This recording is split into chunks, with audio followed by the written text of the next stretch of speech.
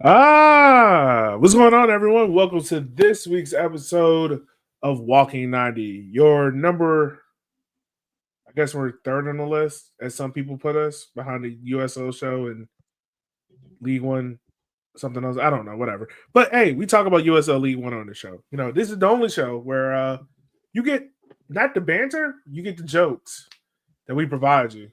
And yeah, whatever. That intro sucked. Welcome to the show, everyone. Hi, I'm Elliot. We're knocking off the rust. That's all. Yeah, exactly. In a couple We had a weeks. week off. Yeah, it's been a week. You know, Memorial Day happened, and then I hit the chat and was like, "Are we recording?" And you and both Ed was like, "Hmm." So no, sir, no, sir. And I was I'm just getting back to Madison. I'm not unloading my car yet. Yeah, I truly thought we were recording. And there's my lovely wife. Yeah. So, all right, Kyle. Let me ask you this: have you seen the movie Center Chat? No, I need a weekend without the boys that I can like just go and see it. Okay, first of all, you're gonna love it. Two, well, now that ruins the joke that I had, but whatever, it can still work. Which USL team do you feel like would spoil a movie for you?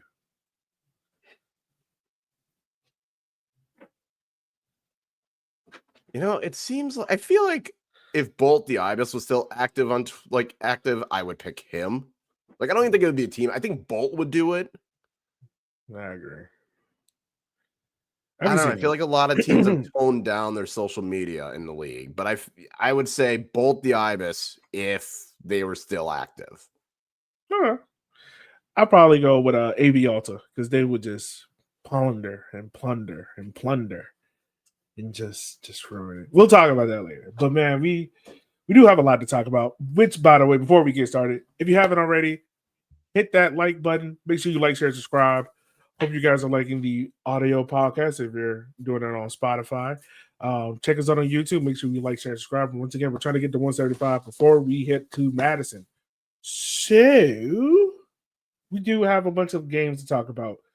Let's start off with this Jäger Cup, which Kyle, why is the Jäger Cup all over the place? Because some teams played, some teams didn't, and AV Alta's already on 3 games.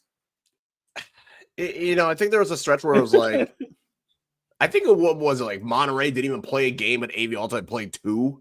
Yeah. So, you know, I thought it was because last year I feel like it was more, and maybe it's because it was just League One, so it's easier to follow and easier to understand. And I was like, this weekend's Jäger Cup action.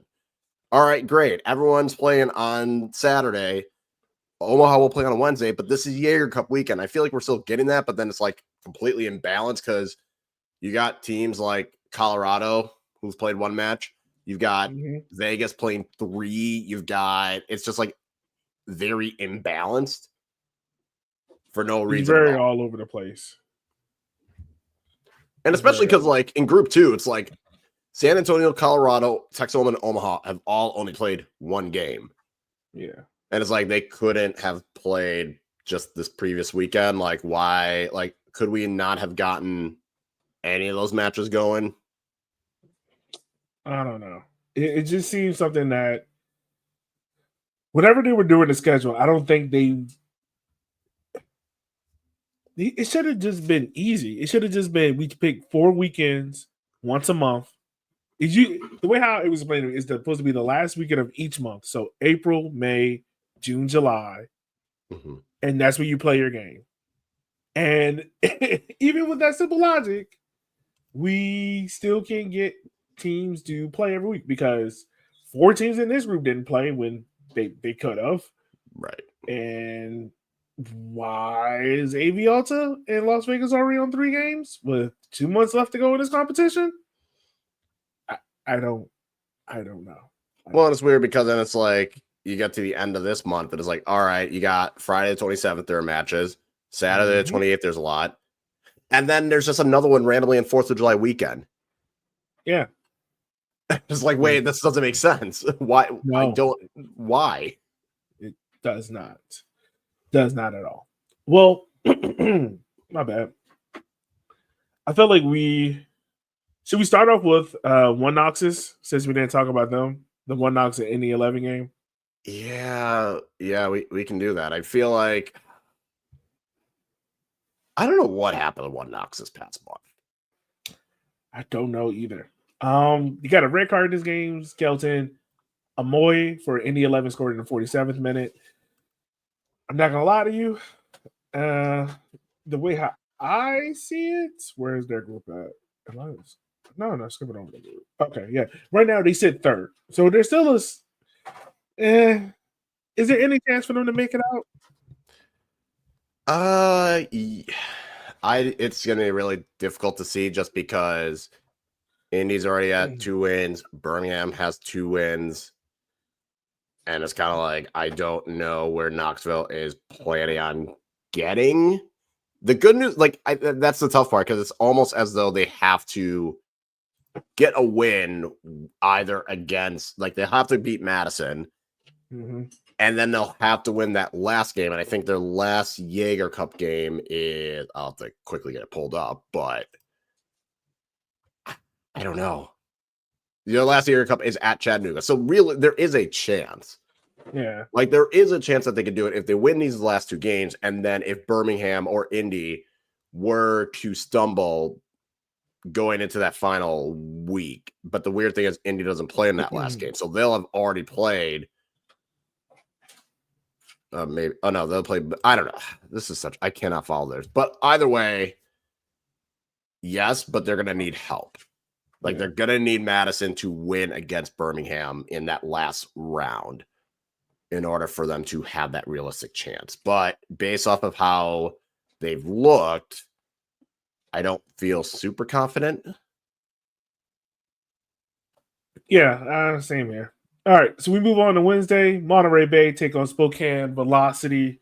Really, not much to take away in this game. I mean, goal in the 5th minute by Galloway. Spokane didn't really do much. Only had 1 shot on target. Didn't really feel like much was going to happen. I mean, they had a lot of possession at the end of the game, but obviously that's because Monterey's kind of just like, hey, we already scored. We did the hard part. Yeah, I mean, Spokane took a lot of shots. I think, like, if you look at the stats, they took like 20-something shots. Yeah. So they were just spraying and hoping for the best, but none of them were on target. A lot of them were outside the box. It just felt like they couldn't get an opening. There was no clear chances for them. It felt like Monterey got the goal. They're like, we're good, just putting everyone behind the ball. And if you want to take a shot from outside the box and go for it, we will let you do that all day long. And it worked. Yeah. So unfortunately, we see Spokane's record beaten there. They were on an unbeaten streak at that moment, but unfortunately, they are not anymore. Right now, they do sit 4th in that group with 2 games left. The good thing for them is they have a win. So, is there a possibility? They can definitely do it. Spokane had, like, based off of how they played, like, this was just an unfortunate stumble, but their next game is against Las Vegas. So they do have a chance there. They will likely need some help from, ironically, Avialta and Oakland to get some points off of Monterey because Avialta and Oakland both play Monterey at their next match. Yeah. So there is a chance. I think out of the USL League One teams, they feel like one of the likely ones that will advance. Yeah. Yeah, it feels like they have the best odds of getting out of that group, I think. But yeah, they're definitely going to need help. Definitely with Monterey. Monterey kind of got an easy path because Oakland doesn't look like anything, and Avialta is probably going to more or less find a way to shoot themselves in the foot. Sorry, Avialta's already played 3 games, so at this point, are they actually, like, the tough part is Avialta really going to try because they're out? Like, they're not going to be able to advance. Yeah, like Avialta's more or less eliminated. Right. So we go ahead. We move on to what Ab like to call the group of hatred. Group 4. Westchester play Hartford Athletic, losing 2-3. How Penchester is going to Penchester. This once again, both of their goals come from pins. I don't know how they do it. I don't know what deal they had made with the devil, but Westchester has found a way how to score another pin. 2 of them. They just keep doing it, but they have not figured out the whole defending part at all. No. So they sit at the bottom of the group for them, and I guess we can kind of have this conversation around a few teams. To me personally, I think after 2 match days, if either A, you don't have any points, or you're not in contention to get that third, maybe second place spot, I think the next 2 games should just be let's try some things, maybe get some rest, and see how it goes. Oh, yeah. Like at this point, if you're Westchester, you're not, even if you were to win out, it's very unlikely you're going to advance. So at this point, use that to rest starters, or if you know you have a bigger League One game shortly after, go for that one. Like at this point, this should be more of the rotation, maybe throw in young, like this is like the rotation stage for this team, just because realistically, and it's going to be the same for a couple other teams. Like at this point, advancement out of the group is highly unlikely. So just save your players, get some other guys in. Maybe if there's someone that's injured, that you can kind of get them back to match fitness. That I feel like that's what you need to do these last few matches. Yeah. Yeah, shout out to Oregon though. He's I think he just got named Jäger Cup Player of the Week, if I'm not mistaken. Scoring 2 pens there. But yeah. When you score 2 pens, it'll give you a chance. Definitely boost that player rating. Definitely will boost that player rating. Okay. So we move on from that game, and probably the game that had everyone shocked and talking on social media. Portland Hearts of Pine 4, Detroit City 2. And so when I was doing the Chaos BCS ranking for this game, they scored at 13, like very high score, because you had 2 players, Nathan James, I think, who just got called up to the Trinidadian national team, so shout out to him for that, and JT Kamara, both had multiple assist games. 4 goals scored. Now, I do feel like there has to be a little bit of a caveat. I think this Detroit team was more or less heavily rotated, but hey, Portland took it to them and more or less put themselves in contention. Well, and I think the biggest thing was Portland was efficient. They were clinical. They had 5 shots on target, 4 goals. They only had 32% possession. They could have potentially wobbled when Detroit made it 2-1, and then they get the 3rd goal, but then Detroit scored again. I was like, okay, it's 3-2. Are Portland going to be able to hold on? And then they get that 4th goal, and it was very much a impressive showing. And this was like the biggest thing I've wondered with Portland is, where are the goals going to come from? Like, can this attack, are they going to have any semblance of attack? And this game was like, yes, they are very much capable. It was more of like we're just going to be more direct. We're not going to try and we're just going to have more of a direct style of play, which I think fit them better. Yeah. I think the thing that's most impressive about Portland is they're finally starting to click. It's just about, can they take this momentum and translate it to the league and push on? We've seen it of late, but can they start to push on and move in the right direction of, because right now, I mean, they said 11th in the table, in the league table, but can they, eventually start moving up and getting to where they hopefully hope to be at? Because they got 5 draws, 1 win. So we'll see. I think they can, but and we're starting to see more of an attacking side of them. I'm still not full. I'm not going to fully be like, yes, they're like, this is a big turnout. Like, maybe this is the boost that they needed, but we've seen from their Open Cup where we think, okay, maybe they're going to put together some results, and then it actually doesn't. And then it's like, okay, maybe not. That's not going to be the case. Yeah. My bad. I'm trying to clear my throat. Probably the upset of the weekend, I have it as this: Charleston Battery 0, Greenville 1. With Zakowski scoring in the 44th minute. Greenville, a team that hasn't had their bright moments, found that bright moment here and got to go. Got to win, and definitely in a rivalry game against a a Charleston team that I would have predicted them to more or less have more control of this game. I mean, they did have a lot of control. They just couldn't score.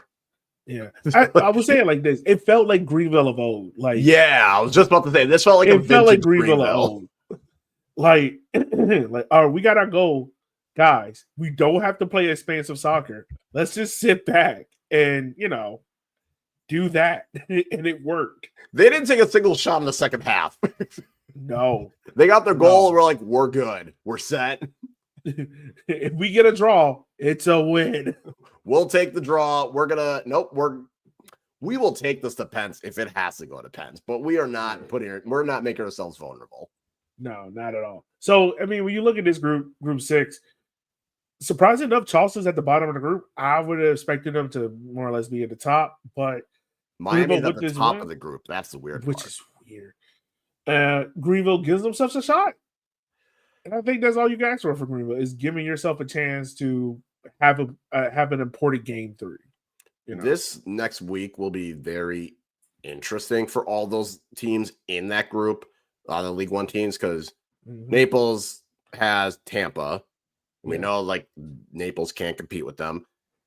Tormento's got Charleston, so if Tormento has a chance, like maybe they think we can win this, and then Greenville has Miami. So I feel like this next week is really going to define who is going to make it, because if any of those 3 teams are able to get a win, you have to expect them to feel like they're in the driver's seat to move on to the next round. So I'll be curious to see what happens, because in this, like, group 6 is one where even Charleston, they're not completely out of it. Like if they get the win in their next 2 games, they can maybe get second, but this group is probably the most balanced / other than group 2, this feels like the most everything. There's still everything to play for. Yeah. I would say like group 2, but half of them only played 1 game, so I don't know. Yeah, so we still got to wait because of Jägermeister scheduling, folks. That's a choice. Yeah. All right, so we move on. We got Charlotte Independence 2, Lexington 2. They won on pens. Cheney, Cal, the guy that your team looked like they needed, got a brace, and he scored in the 93rd minute. That's what he does. Like, this is exactly what Cheney does. None of this is surprising. It's frustrating. Like, I'm happy for him personally. I'm annoyed because obviously Ford Madison are struggling. And you would think something like Cheney could have solved a lot of problems for Madison, but he's doing well as expected. So happy for him, but also this is not surprising. The fact that they came back from 2-0 down was the most surprising part for me. Yeah. I know we don't talk about championship teams on this podcast, but like Lexington, like you're up 2-0. And then Nicholas Firmino, I feel like the Nicholas Firmino red card really changed everything. But it's like, y'all up 2-0? Y'all blow it? And it was like you were up a goal by the red card, so it's like you still had time. Yeah. And it's like, y'all, like I feel so bad for Crane. Like, just the women's team is bad, the men's team is bad. The only thing he got is that League 2 team. Are they even doing that much better? I don't know. Yeah, I mean, they're doing decent. They're doing a lot better than the men's. So Charlotte looks pretty impressive. They sit second in the group. You think they got a chance? I don't know yet because I feel like they got Loudon next, and I think that is going to be a determinant game because if they can get a win there, or I'll say this: if they can go to PKs and get a win, I have them locked in as moving on to the next round because North Carolina and Louisville, one of those 2 teams are going to take points off of each other. Right. And I feel like even if Charlotte doesn't win, if Louisville and North Carolina draw, I think that would still benefit them. I think they just need to make sure that they can at least get to the penalties against Loudon, and that Louisville and North Carolina, one of them doesn't win. Because I feel like if one wins, then that really makes it difficult because they could potentially jump them in the standings. Yeah. So it'd be interesting to see how all that works out and everything like that. So moving on to the next game. Ooh, Kyle, your boys. Chattanooga and Fort Madison. Y'all had a combined 3 shots. What do you know? Another On target. 1-1 draw for Fort Madison. God. Oh, Kyle. I just don't understand when, of course, the 1 year they're getting penalties. It's like, well, this is great. This could have been more useful last year, but I don't know. It's the same shit with this team. Like, and the thing is, you had the possibility of winning, but the moment Chattanooga scored in the second minute, they were like, they took the grievance. I was like, all right, bet. We go sit in. They were like, oh, cool, we got the goal. We don't need to do anything because we don't think you're going to score more than 1 goal. And they would be correct.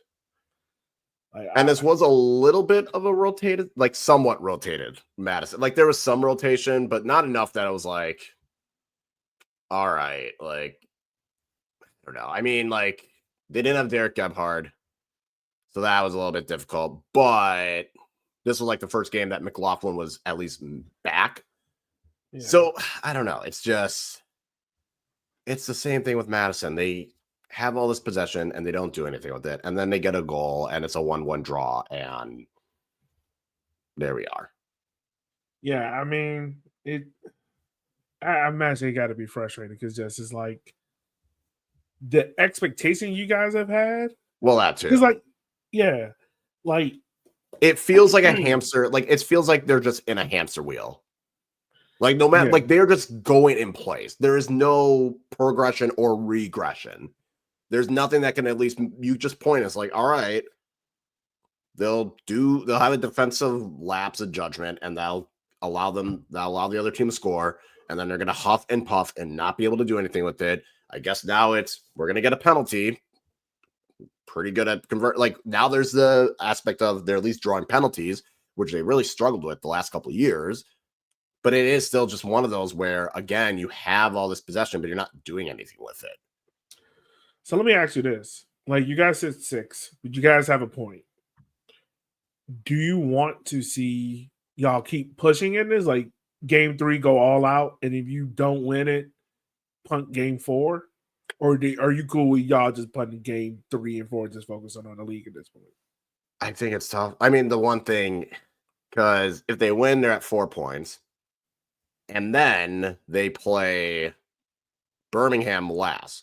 And Birmingham and Indy play each other next. So there is a realistic possibility that they can go in, win against Knoxville, put themselves in a position where if they can pull off another win, they can sneak into that second spot. I think they should at least try and go for it against Knoxville because that is a game they can win. Like, it's not as, like, I think they can beat Knoxville. Will they? I don't know.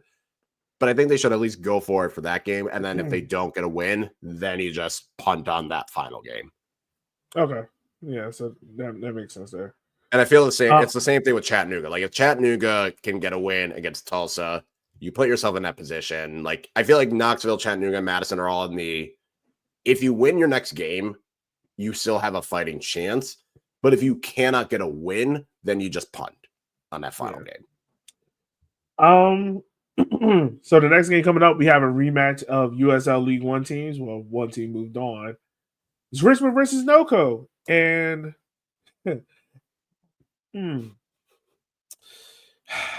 we should have had a pin. I wish Ed was here so I could get her opinion on it because, I was a Richmond fan. But I think it should have been we should have had at least one pin in this game. I mean, NoCo was slightly rotated for this game, so it's not like we went against like Olex and whatnot. We did see goddamn Rafa Mintigan again, the bane of my fucking existence. I saw that. I was like, oh boy. I was like, this man, you rest. Dog. He was on the bench, and I was like, all right, they got because North Carolina only had 5. They didn't have that many on the bench, I think. No, they had 5. That was including the goalkeeper. So I'm like, okay. So I'm like, at some point, Rafa's going to come in this game, and it's going to just irritate me. And it did. They made one sub. It was One. rough. And I was just like, God damn it. But I think Richmond played well in this game. I think that defensively they played well. They improved a lot. Like it wasn't as many gaps as it was in games past, like the Greenville Westchester game where gaps was just opening up. Yeah. Wherever North Carolina was going to score, like they had to earn it, and they did. Like the goal they scored was a really good goal. Like I can't even front it. It was a header, it hit the back of the guy's head, and just looped in. Like it's not like he placed it. It just he put it in a place where Harder couldn't get to it. So Richmond doesn't have any points. I think we have Lexington and Charlotte left. I'm gonna be real with you, Kyle. Like I was already cool putting this game, this like week one, like we played Louisville. I was like, hey, look, use this rotation, figure out how you want to play it for next week, and keep it pushing. Like I didn't have faith in Richmond getting out of this group just because of the way how this team was stacked group as well. It is, but also like Darren has told us multiple times, like when this team start hitting their depth, it really changes who this team is. Mm-hmm. So unless this team is going strength for strength, they can't play it like how they want to. And when you're playing Louisville, North Carolina, and Lexington or Charlotte, you know, it just kind of like it is what it is. So you got Lexington up next. It'd be cool to beat them. If not, once again, I'll take PKs. That'd be fine. And then the Charlotte game, like, that'll be our fourth game. If Charlotte beats us, it's fine. Like, it's cool. Yeah. Like, I'm not going to lose any sleep over it. For Richmond right now, I think at this point, because we played the most number of league games, is like you have to manufacture breaks whenever they can be, because the league is probably going to be the most important thing for us right now. Mm-hmm. As other teams start to catch up to us. So we have to manufacture breaks. And I think like the end of June, when we play Lexington, use that as a manufacturer break, because then you have a 2-week break there. You come back end of July, manufacture another break there, and then push on for the rest of the season. So I'm fine with it. Yeah. That's fair. Yeah, I'm not losing no sleep over it. So we move on from that game. We go to Miami FC versus FC Naples. Real quick, shout out to Force of Naples. I was listening to their podcast today. They were talking about this game. They did a good job breaking that game down. So if you want to get in-depth analysis, make sure you go listen to them. But it was weird. I didn't watch this game live, but it felt as if a game that FC Naples is going to miss. Like, if you were up 2-1, you had it. But to let it go. I think the bigger problem was they did what they normally do, which is we're going to let you have the ball. We're going to try and hit you on the counter. Yeah. But I feel as though with Miami, it was kind of like that. It was just like a wave. And it just felt like how long you're going to be able to hold this off. Yeah. And it kind of felt like they just weren't going to be able to hold it. It felt as though, like, yes, they're still sticking with their strategy, but it was not going to work in this particular game just because Miami just kept throwing things at them. Yeah. And I'm sure, like, tired legs and everything with that. Like, I mean, Naples have played a lot of matches, so I'm sure there's, some aspect of fatigue playing into it. Yeah, probably that too. Also, shout out to this FC Naples team. I think they got 2 players called up to the Puerto Rican national team, so big ups to them.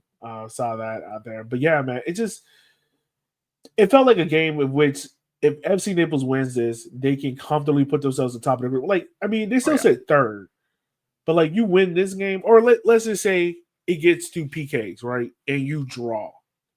You're sitting on 5 points, possibly 4. Yeah, 4 or 5 points, yeah. Right? And it just changes the whole complexion of where you're at in the group. Because now, game 3, you play against Tampa. We already saw how that first Tampa game went. To me, it feels like out of any team in USL League One, FC Naples is going to be the most prepared for that third game. Yeah. I think the thing with Tampa is it feels like Tampa's kind of been more rotating in these matches. Mm-hmm. And I think Naples are going to go in feeling like we can beat this team. We nearly beat them in the Open Cup. We were close. We were a penalty kick away. We can beat this team. And I think they're going to have that confidence. And also knowing that if they are able to get a win, like the group is so close that a win really would be, they can be the difference between sitting first, potentially sitting second. But also, if you go to pens and you win on those pens, then you can once again, like, get that leg up and you'd be even with Tampa Bay on points. Right. So the team that we just talked about, Tampa Bay, moving on to the next game, got a 2-1 win over Tormenta, who Tormenta. Yeah. Tormenta. Y'all, two. I give you one.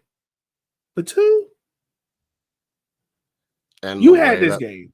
They have this game. But also, why do you only make 2 subs? Sir, that's above my pay grade. That's like you got poor Connor Doyle running out there for like you have Mason Turnbridge on the bench. Your best player, Aaron Walker. Like, sir, please put them in the game. Like, please. I just don't understand I don't understand why they didn't. And they should have at least walked away with pens. Like, right. And like Austin Pack, I just want to give him a hug. Like, it's okay. He tried. It's okay, buddy. It's okay. Yeah, like 5 saves, and it's like you're still giving up 2 goals because your defenders are just not doing anything. No. Like, it's starting to trend on punch struckness. And that's where we're starting to get to. And I'm just like, oh, this is not good. Mm-hmm. This is not good. And last but not least, Kyle, your favorite team, AV Alta, probably had the most dramatic game of the weekend. Of course they did. 2-2 PK win over Oakland Roots, which they almost blew it because that's all the damn team.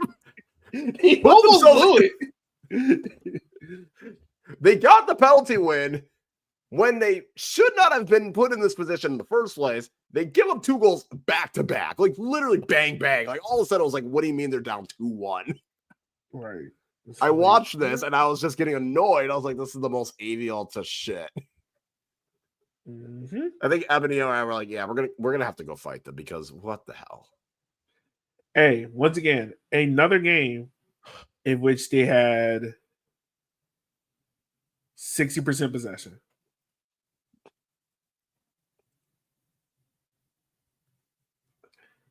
God. Kyle, we're gonna get you out to AV Alta just so you can sit there and watch it in person. And the thing is, like I keep saying, if you are neutral, they are the most entertaining team to watch, but they're also the most frustrating team to watch. Like there's like there's Fort Madison and AV Alta levels of frustration. Fort Madison's is because you know damn well it's the same shit and it's just not enjoyable to watch. While AV Alta is enjoyable to watch, but also the most frustrating because you know they can be better. Well, okay, I'll put it to you like this. There's a scale. You have like chaotic defensively, which is Richmond. Yeah. And then you have chaotic offensively, which is AV Alta. And then you have chaotically neutral in the middle, which is Fort Madison. Yeah. And on that scale, you can go anyway. And it's just, again, if you watch AV Alta, you cannot follow this league. Watch AV Alta and be like, oh, this team should be really, really good. And then you look at the results and you're like, what the hell is this team? No. This team is all over the place, man. God. Like, I just wonder if training is nothing more than a bunch of rondos and, like, we have to control the ball. And the thing is, I saw this coming from them because I looked at that roster. I was like, I don't recognize any of these defenders. I don't know where the defending is going to come from with this team. I knew that was going to. I saw the team structure. I was like, there's no defenders. There are no defenders here that I can confidently say, yeah. And then it's like you have Carlos Aviles, and it's like, he's an okay keeper. He's not great. He had another own goal. Like, okay, can we do this? Can we take Austin Pack and put him in AV Alta? Oh, if you did that, AV Alta is storming the league. Like, actually, you know what? No, if you put it's basically Charlotte. Yeah, it's Charlotte of old. If you did that, yeah, pretty much. So, all right. So that's all your league results there. Everything like that. Talk about the Jägermeister Cup.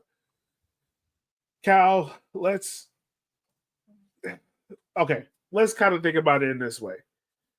What team are you have the most confidence in getting to the knockout rounds? For me, I'll put Naples and Spokane. Those are the two teams I have the most confidence in. I would say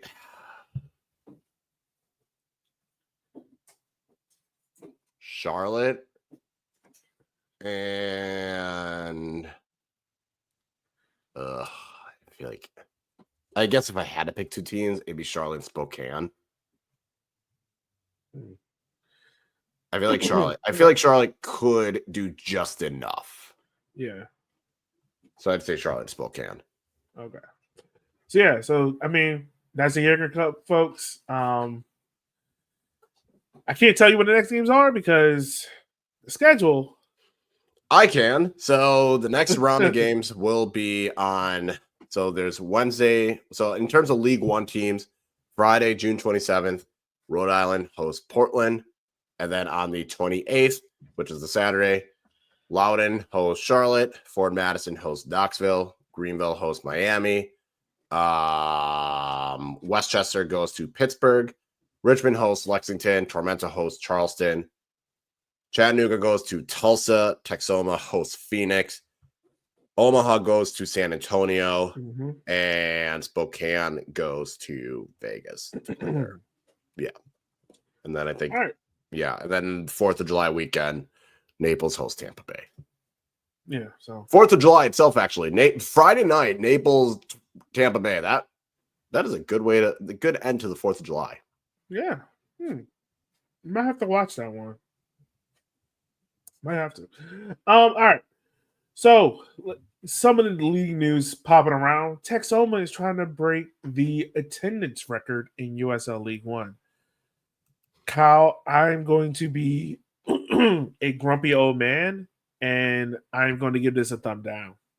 I don't see how they do it. It's not even how they do it. I don't understand what are teams' obsession about breaking the League One attendance record. Because yeah, it's cool you broke it, or like you can sell a bunch of tickets at say like $2, $3 or wherever their normal price is, right? And you get an influx of people in. But my thing is, what are you doing to retain these people? That's the biggest thing for me. It's like breaking a single game is cool and all, like sure, whatever. But I think the more impressive thing is if you can have the average attendance. Yeah. I think that speaks more to what you're doing than just a single game. Because as you said, you can say, yeah, we had this high attendance. But if you're either giving tickets away or selling it for cheap or whatever, it's not that impressive. If you're going to have, say, 5,000 one day, and then the next week you only have 1,000, it's like, okay, well, it is what it is. So I always view average as that's the more notable one, because that means it's sustained.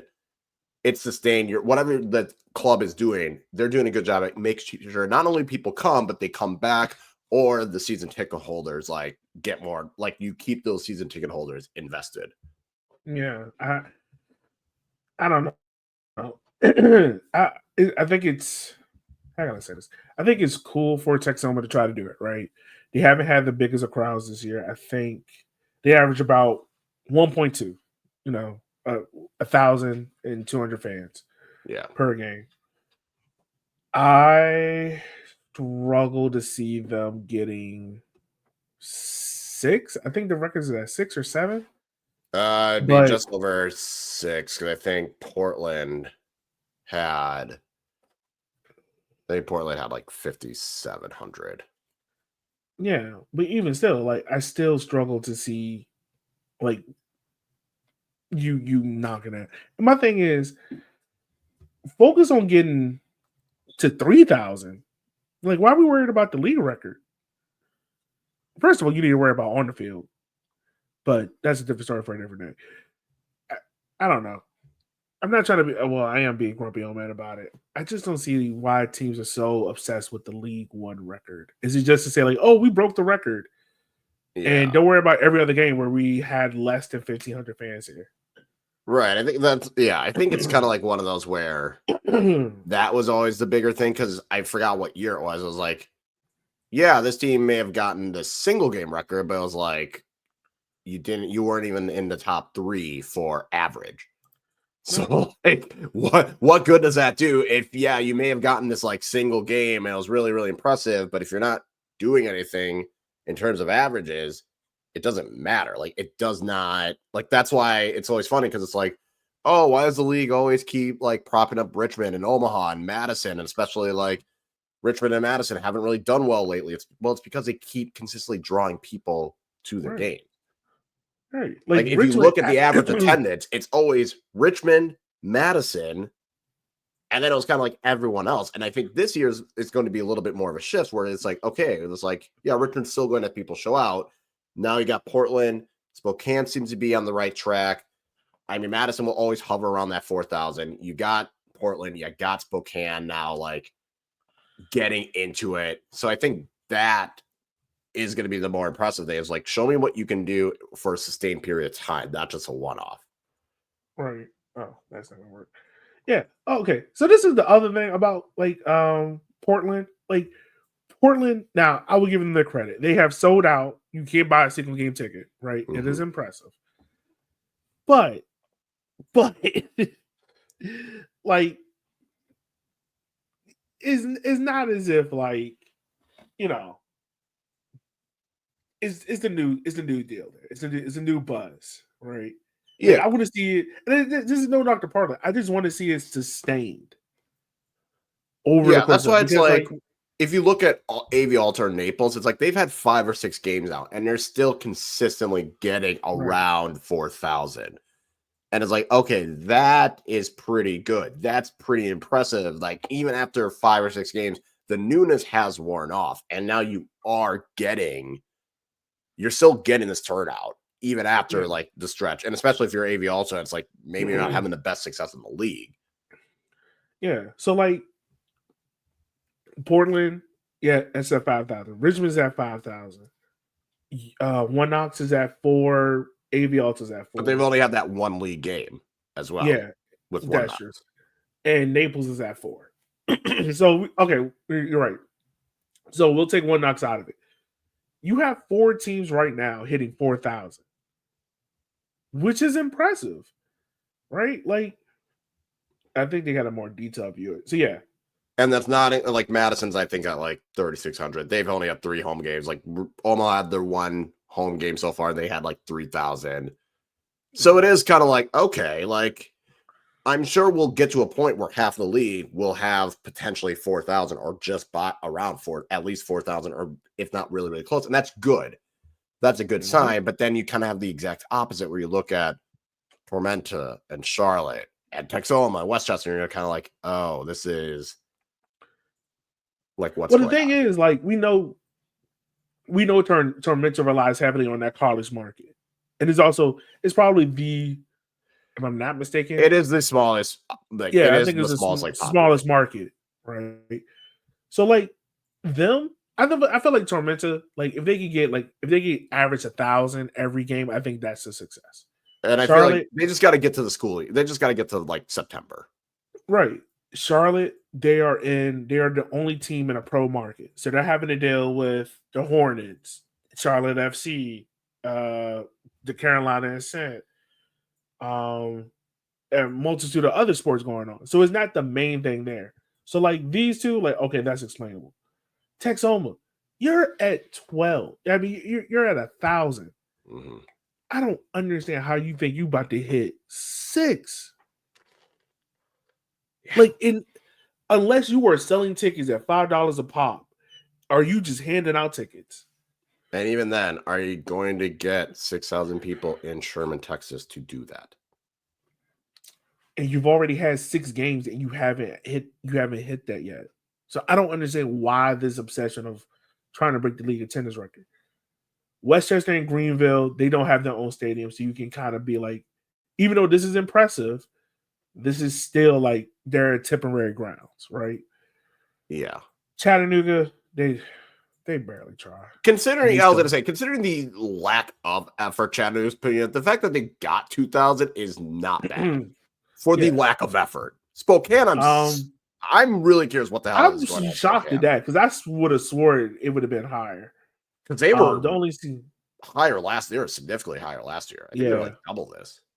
Yeah. So I'm shocked there. Madison, Kyle, will you say this is fair for Madison right now? I think right now, I mean, it's still like early.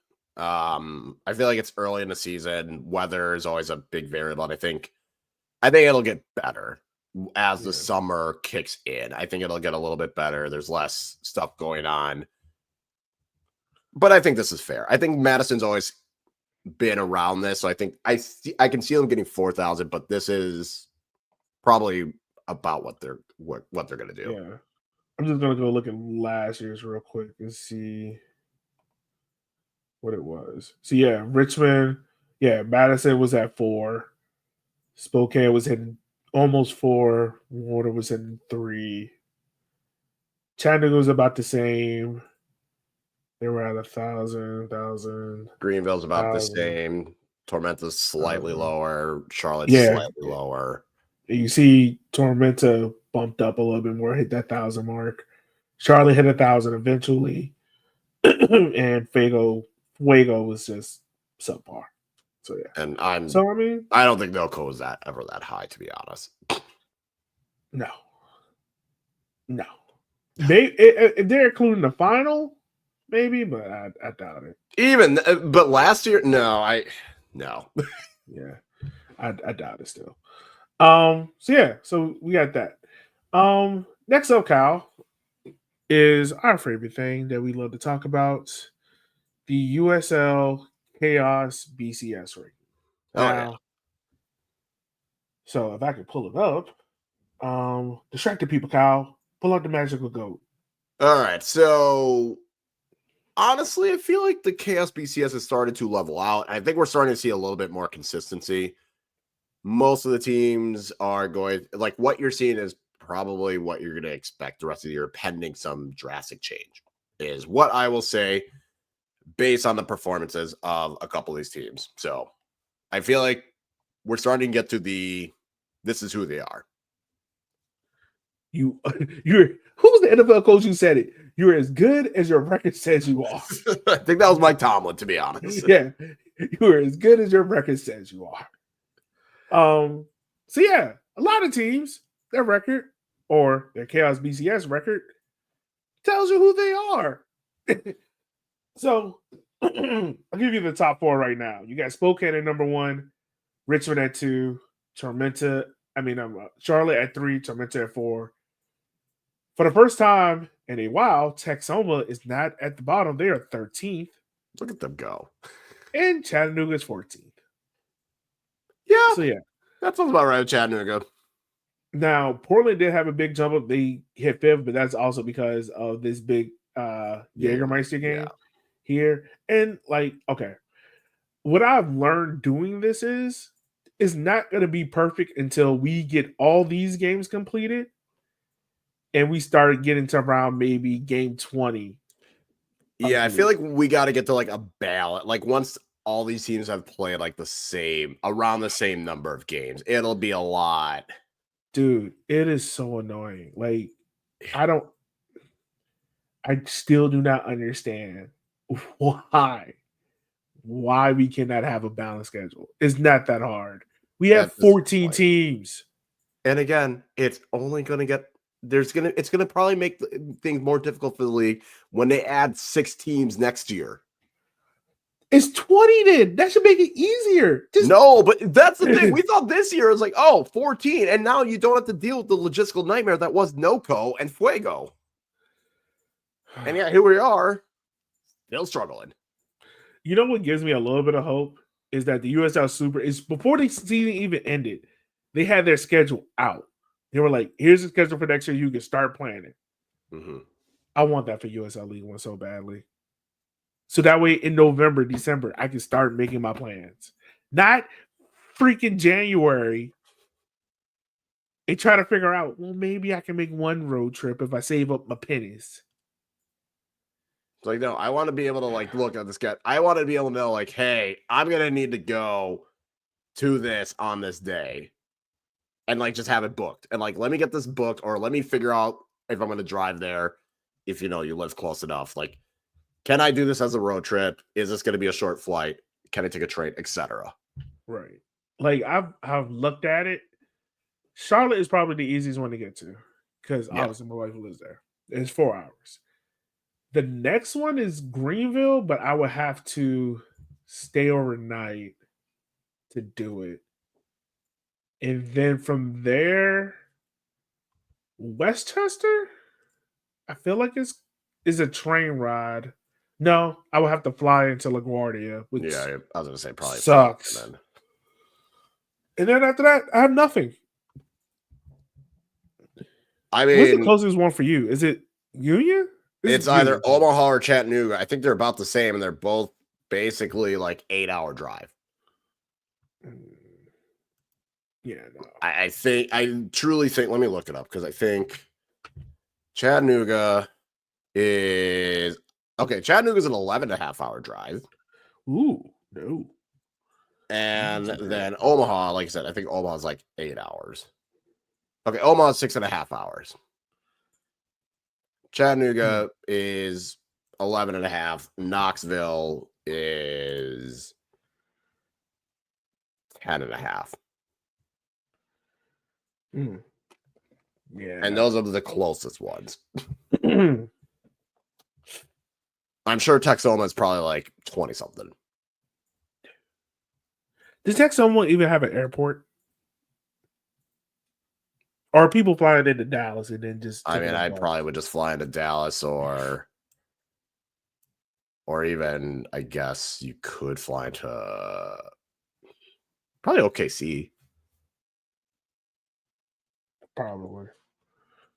All right. Yeah, I feel like you either fly into Dallas or OKC and then drive. Maybe. I don't know. I'm not going out to Texas. And I was going to say, the teams that are coming in, it's not going to be easy. I mean, the only good thing is Fort Wayne will be a much better drive for me. Oh, yeah. Yeah. I'm still praying for a team in the DMV. Will I get it? Probably not. Probably never. They don't got it posted on here. They post everything else, but they don't got this posted. Whatever. All right, we're gonna talk about it now. Portland Hearts of Pine is supposedly now offering to pay. Well, how can I phrase this? They are offering to pay for a tattoo of the club or any type of Hearts of Pine memorabilia you want. Kyle, how do you feel about this? I mean, I guess if you want, like, I'm not going to knock anyone that does it. It's just an interesting thing to do within the first year because it's like, okay, you are really expecting these people to be like there every single year. I'm not going to knock anyone that gets it. I'm just surprised they're doing it.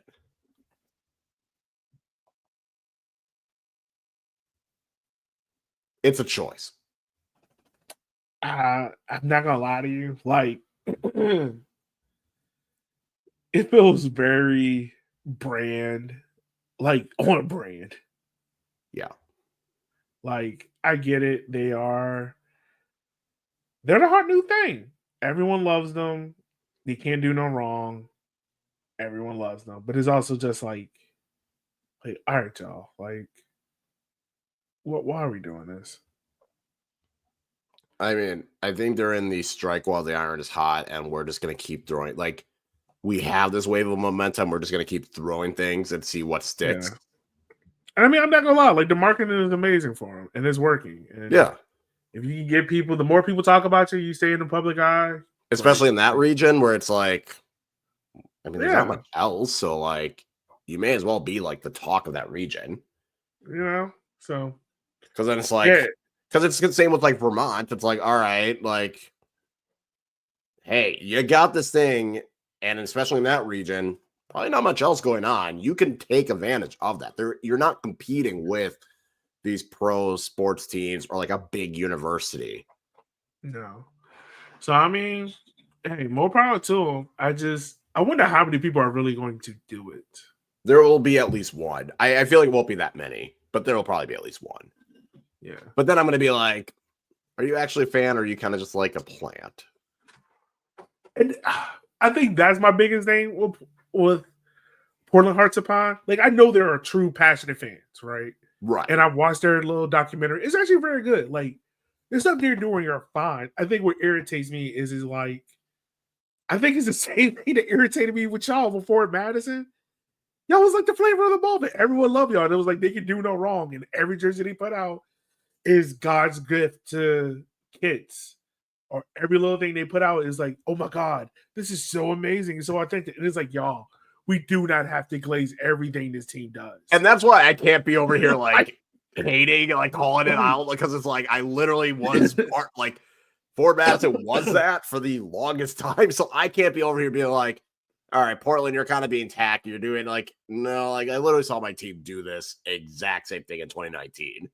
Yeah. So I will say the Portland, the heart kit that was, I don't think it was that good. And I feel like everyone's trying to make it that look. I feel like we were lying. That one, I'm like, I don't know. I think we're overhyping Portland's away kit. The home kit, beautiful. Yeah, the home kit is dope. Like, I'm not going front. Like, the home kit is dope.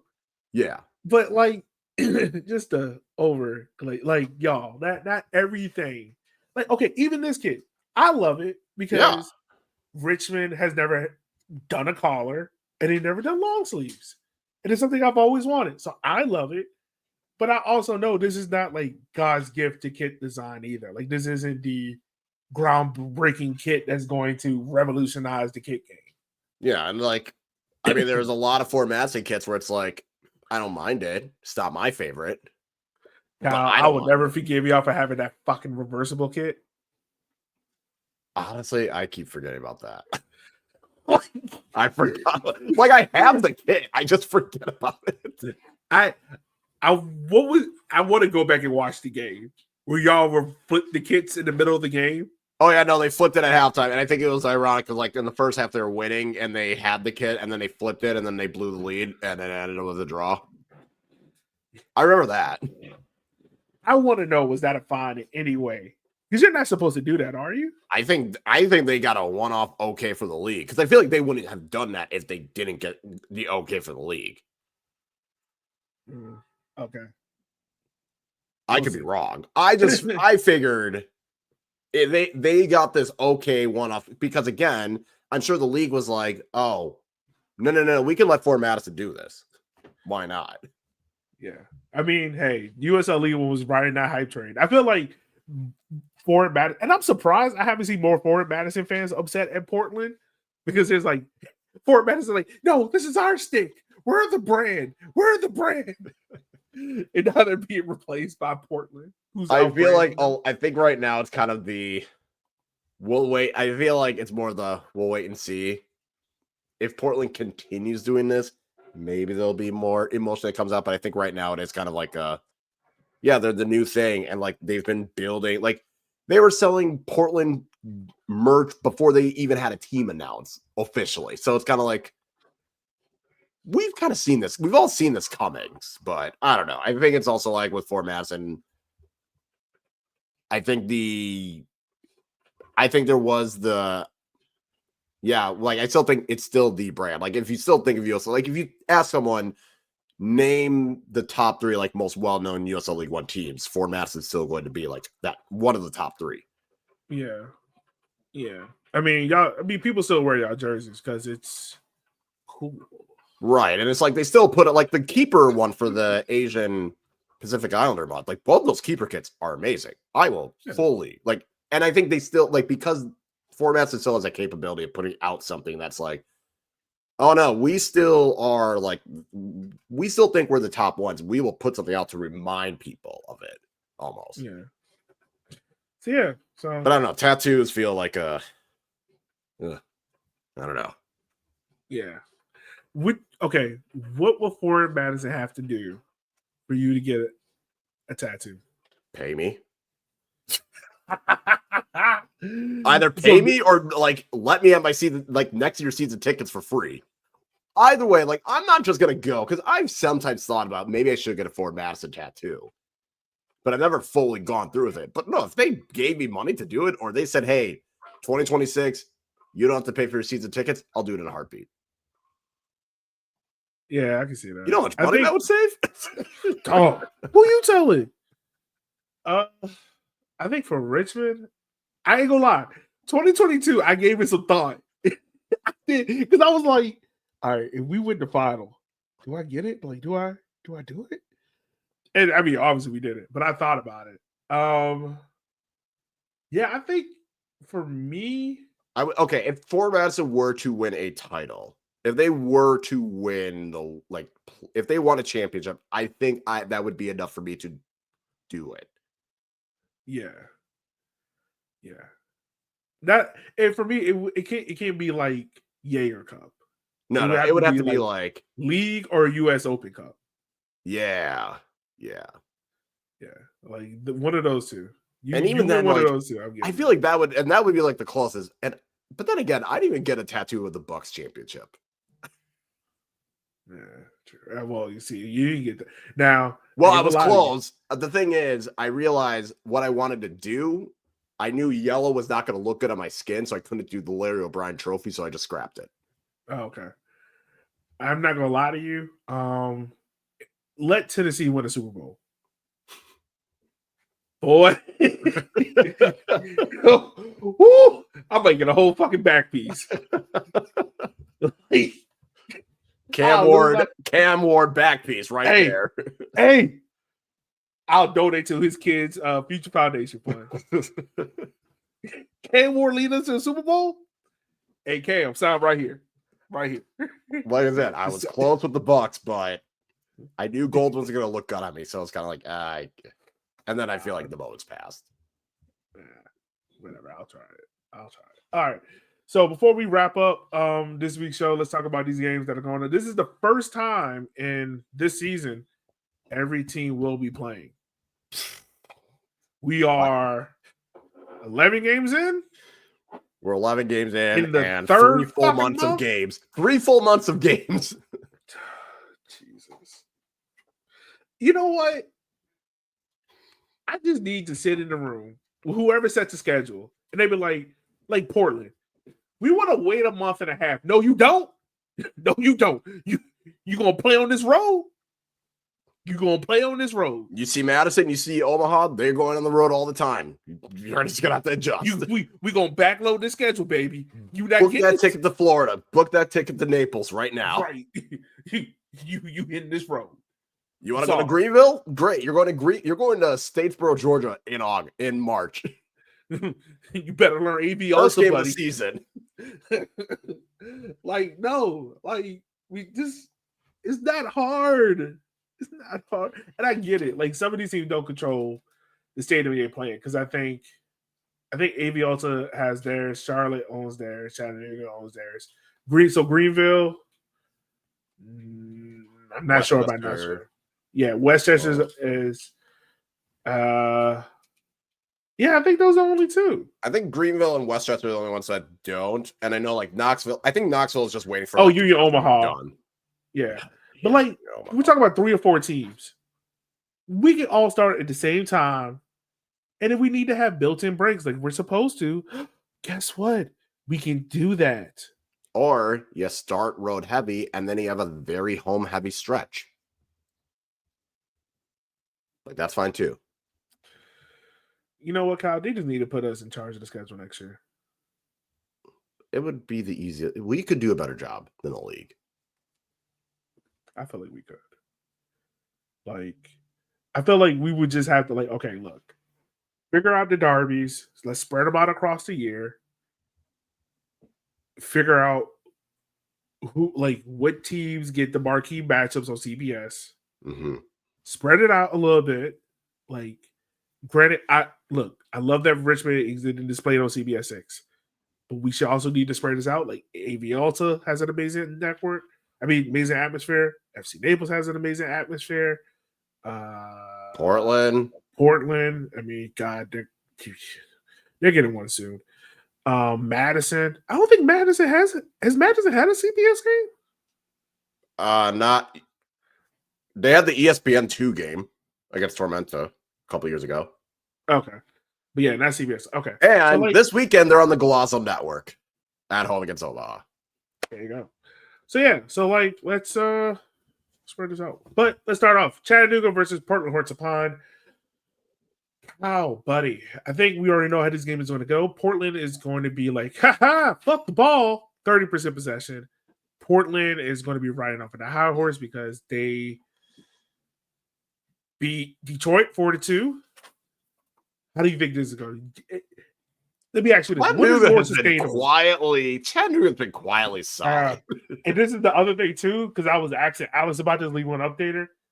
I was like, "Yo, who right now is your coach of the year?" And he was like, "Oh, it's Scott." And I was like, "Yeah, it's Scott." Like, what he's doing with Chattanooga, like either him or Matt Poland down in Naples. Yeah, like if it was one of those two, I would go with Scott just because he's doing more with less. Yeah. And I think we all expected Naples to be a playoff team. Yeah. A lot of us expected Chattanooga to be sitting at the bottom. I mean, right now, if they win, if Chattanooga wins, I mean, they still won't be, they won't move up in the table, but then they'll only be possibly within 4 points of Spokane. Yeah. So, how are we? I'm going to say a draw. You're going to go draw? Yeah. I think it being in Chattanooga is what gives you that slight. I think it's going to be a draw. What's the weather? Let me look. Chattanooga weather.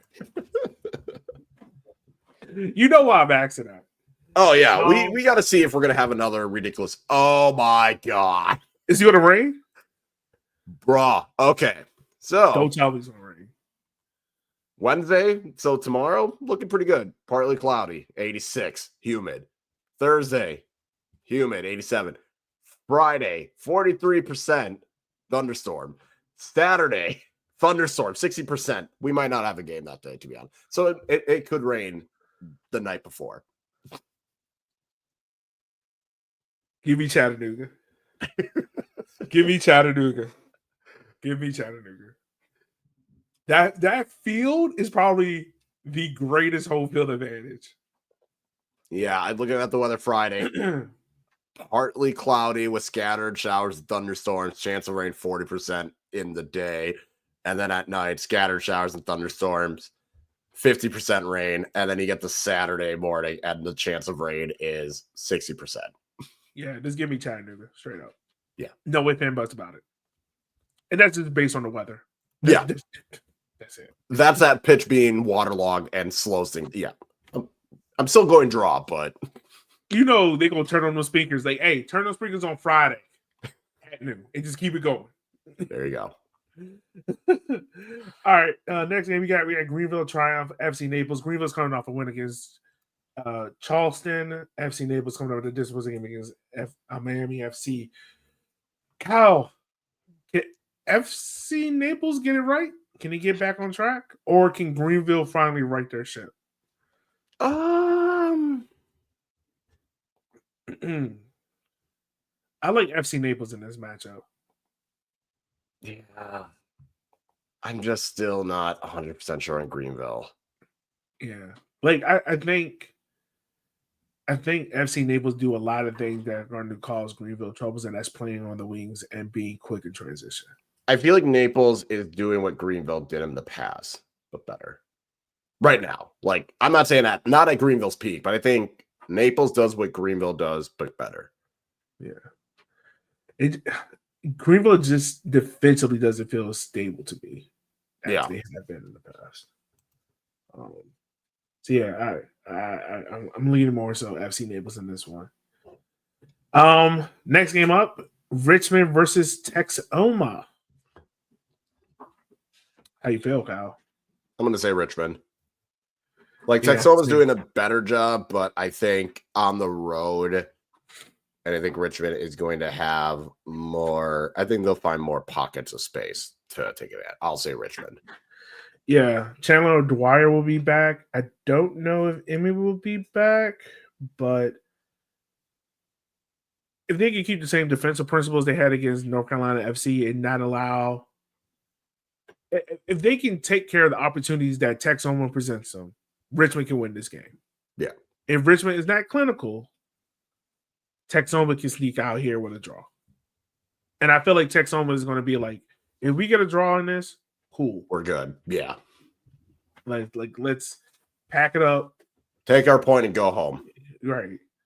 Like, if it's not there, we ain't going to force it. If it is, let's take it. Because, I mean, they got a good little home stretch coming up after that where they're going to probably feel more positive about trying to pick up points against, like, Tormenta. They play Charlotte tough and then Phoenix and the Jägermeister.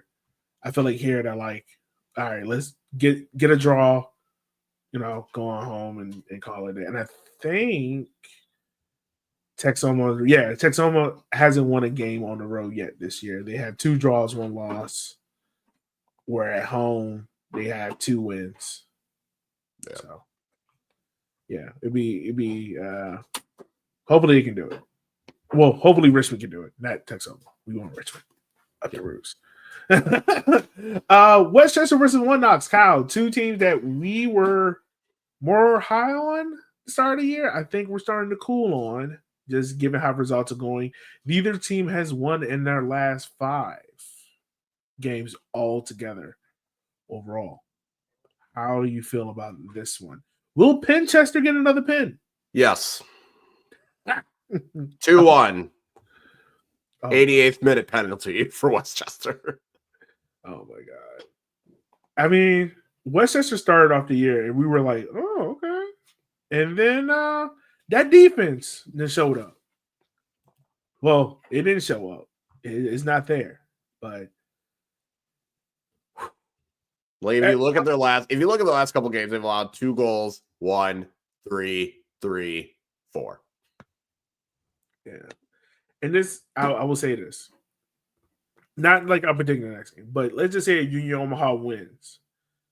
And Westchester loses, Westchester is going to be at the bottom of the table. I was going to say them and Tormenta. Oh, no, they would be at the bottom because Tormenta at least has 2 wins. Yeah. So it'd be kind of be tougher there in New York. So, yeah. I mean, I like a draw in this game. I like a draw. Yeah, I'm gonna stick with a 2-1 late 2-1. Westchester penalty because of course. But I think we both agree there will be a pin for Westchester. Oh, yeah. They will absolutely get a penalty. Yeah, they got to get their pin. All right. A little bit of is it fair to call this a derby between Tormenta and Charlotte? No, not going that far. Yeah. So yeah, Tormenta and Charlotte's coming up. How do we feel about this one? I'm going to say this is my chaos game of the week, and I will say Charlotte will win. Okay.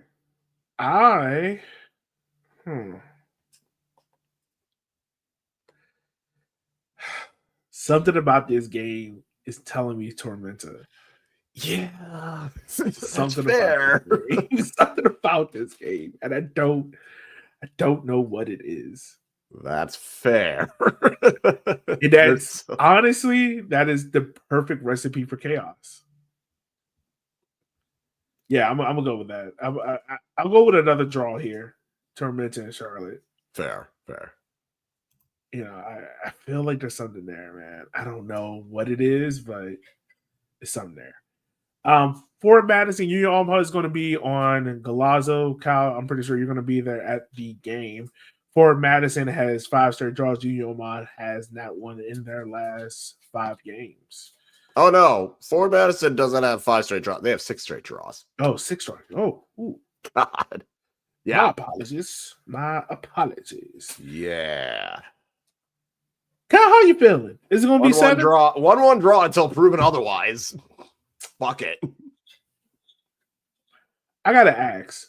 I gotta ask now. I feel like I ask this question every year around this time. Is there any pressure on Matt Glazer's seat? I feel like Given the technically, roster and the amount of money into that squad? I will say not yet because he still has the luxury of trying to use the injury card. I'm saying I'm looking at it realistically and no, because he's going to use the injuries as his reason. I don't agree. Okay. I'm also not saying he's on the hot seat, but I do think something needs to change or results need to start getting better. So me personally, I'm saying not yet, but if they go another couple, like 2-3 matches, it's gonna have to, that seat might have to get a little bit warmer. Okay. Yeah, so we'll see you there. Union Omaha, I feel like somebody has to win this game to get this life right. You would think that. Yeah. But can you confidently say either of these teams? That's the thing. That's why I keep going back to the draw, because it's like there's nothing. Because the last time y'all played on the third was a draw, right? It was 0-0. It was a 0-0 draw where there was, I think, one shot on target the whole game. And the thing is, the last 3 games between y'all have been draws. I mean, the Jäger Cup game, there was pins, but it was still a draw. Well, that one had a lot more goals. But the thing that is like, the only positive with Madison is, despite these strings of draws, it seems as though they are at least in a better, they look better, but they're still getting draws. I'm still saying 1-1 draw because, yeah. And I'm gonna go draw. It just feels like a draw. Yeah. Feels like a draw. All right, last game to close it out. AV Alta going against Spokane Velocity. The death of 1,000 passes versus Real Spokane. How you feel about this one? Can AV Alta pull off the upset? Yes. Oh, what? I'm calling it. Because what would be the most AV Alta thing is to look like, I feel like this is gonna be the opposite AV Alta game where they're not gonna have much of the ball. They're not gonna look like they're capable of doing anything, and they're gonna get like a 2-1 win. Well, the last time they played, it was 2-1, but it was a Spokane favor. They had 66% possession and 8 shots on target. You know what? This is my vibes. Give me AV Alta. Wow. This is the Delulu coming in. I'm just gonna say that right now. All righty. That's wow. I'm gonna go Spokane.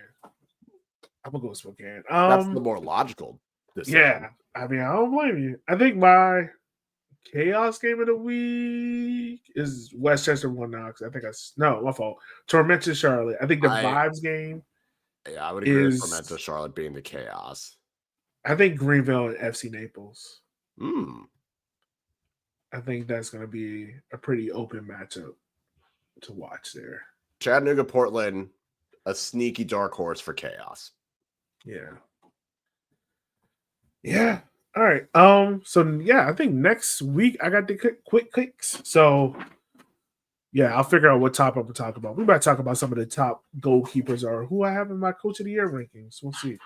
But Kyle, anything else from you, my good man, before we wrap up this show? Happy Pride Month. I would say the biggest thing. We are about pride. If you're not about pride, fuck you. Yeah, pretty much. What the people do in their bedrooms have no effect on you. Know your taxes. As much as people try to lie to you, it doesn't affect you. Mind your business. Grease your hair. Drink your water. That's it. So outside of that, be nice to people. Enjoy yourself. And as always, make sure you like, share, subscribe to Walkin 90 on Blue Sky, Instagram, and YouTube. We want to say thank you as always for loving the show as much as we love you guys. You guys be easy and be safe. And with that being said, for Eb, for Kyle, Chip, and myself, we will holler at you guys soon, where we will be talking more about this stupid league of ours that is just full of chaos, despair, and hope. Bye.